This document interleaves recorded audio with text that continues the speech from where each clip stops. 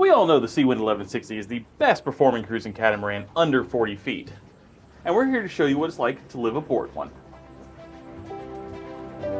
3 years ago, we had $250,000 in debt, and today we live debt-free on our 38-foot catamaran. We are Paige and Daniel, and on a mission to guide other new and aspiring sailors to overcome the obstacles and challenges in the transition to live aboard life. This is made possible by our patrons, especially our awesome patrons. Welcome aboard. So as you come inside, the first room you're going to come into is what is called the salon. Now, there is some difference in parlance. Some people call it a saloon. Never mind that shit. Here comes Mungo. We're not in the Wild West, but we call it a salon. And this is where we spend most of our time when we're not actually sailing. And from here, we have coffee, we'll have our meals, we'll play games, we do our work. This is kind of our makeshift everything. You know, it's not our living room, it's our salon. This is also where we watch Star Trek. If you can't take a little bloody nose, maybe you ought to go back home and crawl under your bed. It's not safe out here. It's wondrous, with treasures to satiate desires both subtle and gross. But it's not for the timid. Inside the salon, we have what's called the settee. That's what I'm sitting on now. Looks like a couch, but it's not a couch. It's the settee. And what's great about the settee is that it has a ton of storage. Over here, we have our inverter, solar charge controllers, all that kind of fun stuff. DC control panel, water pump, air conditioner, and our 900 amp hour lithium battery bank. Oh, and also up here, a lot of Winston stuff. There's extra toys, food supplements. This is Winston space. Now that we have all that, let's put it back together. Ah, that's much better. One of the other cool features, and you might have caught it whenever we were taking everything apart here, was this. This is our convertible table. As you can see, it is now up, but it goes down.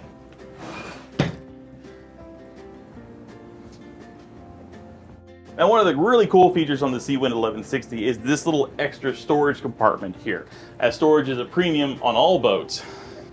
And in here is all of the first aid stuff. So when you come and visit and one of us gets hurt, which is possible, you know exactly where to go.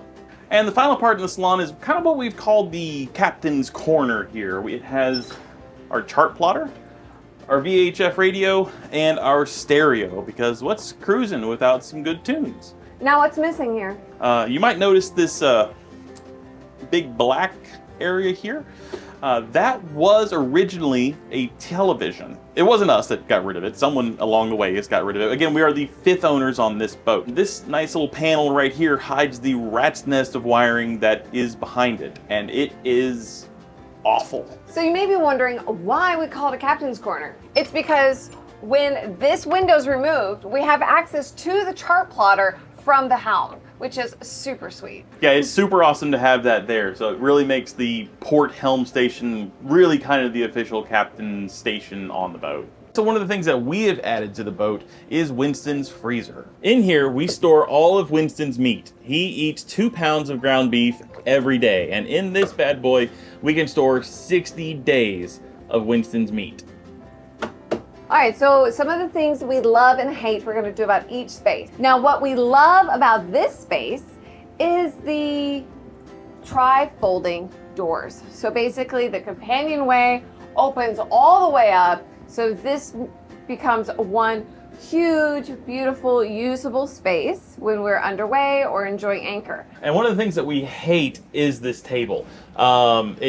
When it goes down, and this isn't even sitting on top of the freezer, but it doesn't quite lay flush with the couch. It makes for a very uncomfortable sleep. We've tried. Not our favorite thing. Now, a catamaran has 2 holes, a port and a starboard side. We're gonna start on the starboard side. Come on, guys.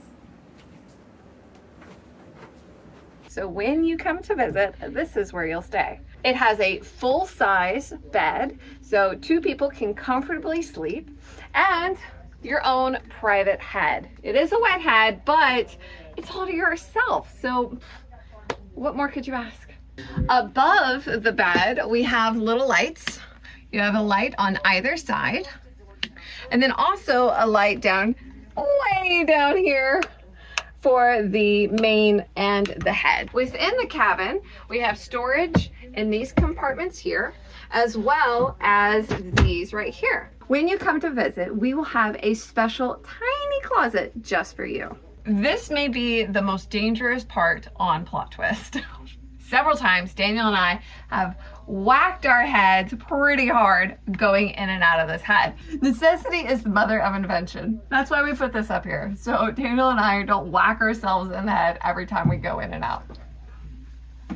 The big problem with that door and why you whack your head on it so much is you can see the height here between my head and the top of the door frame. There's a little bit of a difference. Also, there's a step up and down out of the head. So not only do you have to duck, you have to lift and duck, and yeah, it's a recipe for disaster. So after a long day, you're gonna relax, use the restroom, and take a shower. This is a wet head. That means that the shower is in the same space as the toilet. But make sure you keep your towel dry and the toilet paper dry while you're in here. So this is how we will have this cabin set up when you visit. Now, when you're not here, this is normally how we keep it. We normally keep our sail suite, our bean bags, and other miscellaneous storage in this space since it's really unused until you come visit. The number one thing we love about this space is that it is a private area for our guests. They have their own cabin, they have their own head, and they can be completely private, even have conversations we can't hear from the other hull. Super sweet. One thing we hate about this space is the fact that this berth is a Pullman berth. That means that somebody has to climb over somebody or get climbed over in order to get out of bed. Moving aft out of the guest berth, we come into the galley. Not a kitchen, it's a galley. So it has all the same things that you might have in your kitchen at home. We have a range, we have a fridge, we have a freezer, sink. You know, it's got all the same stuff that you have in your kitchen at home. However, everything is just slightly smaller. I've likened it to working in a taco truck. And I've said it's like living in a dorm. For those of you who don't know, I was a professional chef for 15 years. So having everything really kind of close is kind of nice for me, but it is just, we are fighting for space every single place we go. Now, one of the big differences between our home and yours is that we have a very, very tiny oven. Very tiny. On a lot of sailboats, their stoves will do what's called gimbaling. So they'll actually roll back and forth as the boat rolls. But since we're on a catamaran, we don't roll all that much. Second big difference between our galley and your kitchen is that our sink water just drains right overboard.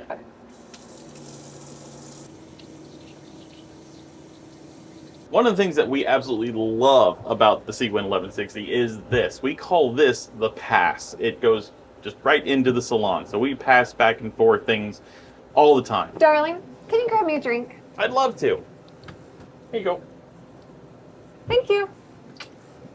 Now, unfortunately, the thing that we hate is a complete lack of storage space in the galley. But we do have a solution. A walk-in pantry. I love how optimistic he is. So this room is really our second guest berth. But as happens on a lot of sailboats, it gets kind of converted into a garage storage space. So that's what we've done with ours. So in here we have a lot of our pantry items. We have mechanical parts. We store our water maker here. And this is also access to the starboard engine. Now, one of the things that we love about this space is how much extra storage it provides us. We can store tons of food and all of the backup supplies that we need. What we hate about it is having to get to it all. It is pretty well packed in here and just kind of hard to get to sometimes. Like, everything has to go out in order to get the one thing that you're looking for. Well, that about wraps it up for the starboard side. So now I'm going to pass it over to Paige on the port side. Ready? Woo! I got you guys. Okay, so we are going to be in the head. It is not a bathroom, it's a head. Come on. This is a dry head. That means that the shower is separate from the toilet, which is also a head. Like, the bathroom section is a head. The toilet is a head. It's a little confusing. You guys, keep up.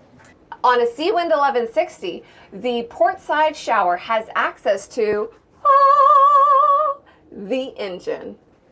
So one of the great things about the shower is that you can shower with a view.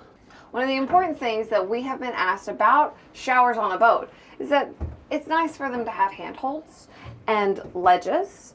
And this is also pretty sweet because it has a seat. Yes, a seat. I think it's the first time I've ever sat on it. On the Seawind 1160, we have a electric flush, and it flushes with salt water. Now we kind of don't want to flush with salt water for multiple reasons. So we use a freshwater flush. So along with engine access here in the port head, we have some bilge access. Bilge is the area beneath the floor. And that bilge access is right through here.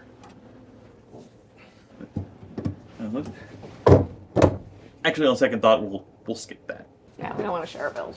Sorry, guys. Bilges are gross. You can do a lot to keep your bilge clean, but bilges are still gross. The one thing that I absolutely love about this shower is the view. The one thing I absolutely hate, I mean, it's so gross and yucky, is that the shower drain doesn't drain without a squeegee. Let me show you. All right, so I'm going to turn on the drain, and it is going to pull the water, but it unfortunately pools in the corner, and then we have to squeegee it out. That's a lot of no fun. All right, guys, let's move forward to the brains of the boat. This is the nav station, where we have our electrical breakers, our Victron panel, all of our documents, our paper charts, our go to shore documents, our captain's log, our camera equipment, and the ditch bag. The great thing about this space that we love so much is the easy access to so many things. The thing that we absolutely hate is that this space becomes a cluttered mess. It is a disaster. It is just chaos all the time. You ever have a junk drawer? Like Southerners have junk drawers, right? Where you just put everything? It's kind of this space. Okay, so storage is a premium on a boat, and we really struggle with our storage. So all of this, all these cabinets are full of stuff, just stuff. We have like Ziplocs and towels. I actually have my clothes here. Like my closet is in the nav station. How weird is that? There is a method to the madness, and there is a reason why Paige's closet is out here instead of in the cabin. What's funny is I think that he's trying to explain why my closet is not in the cabin. Yeah, I am, because I've started thinking about that. It's kind of foobar on my part, but there is a reason. There's a reason. It's about 150-pound reason. Well, let's go ahead and jump into the cabin. So the thing is that I typically get up earlier than Daniel, and Winston likes to sleep right here. And this is really where I was originally keeping all of my clothes, was in this storage spot. Now has books and supplements and our suitcases and winter clothing. Anyways. But with Winston laying right here, it was really hard for me to get dressed in the morning because he was in the way, and yeah, it was just a mess. So I ended up putting my clothes out at the nav station, and it works great. Everyone's happy. But that brings us to the cabin. Check it out. This is a berth. This is a pseudo island berth. It is a double. It was very important for Daniel and I because we didn't want to climb over or be climbed over like on the guest cabin. So this is where Daniel's closet is. He keeps his clothes in here. And we have a whole bunch more storage in here. And that's just about as organized as a nav station. There's storage under all the floorboards as well, because like I said, storage is a premium. And since this is a performance cruising catamaran, there is a little bit of the luxury that is sacrificed for a light performance cruising boat. So this is the actual berth. And one of my favorite things about this cabin is that we have the windows. I can see out when we're on anchor. I can kind of wake up in the middle of the night and just keep an eye on where things are. And I can look up at the stars and enjoy a beautiful Bahamian night sky. Now, one thing that I absolutely hate about this cabin is the headroom, if you catch my drift. Now, let's go outside and we'll go over the basic boat terms right there. Go ahead, like and subscribe to join us in our next adventure.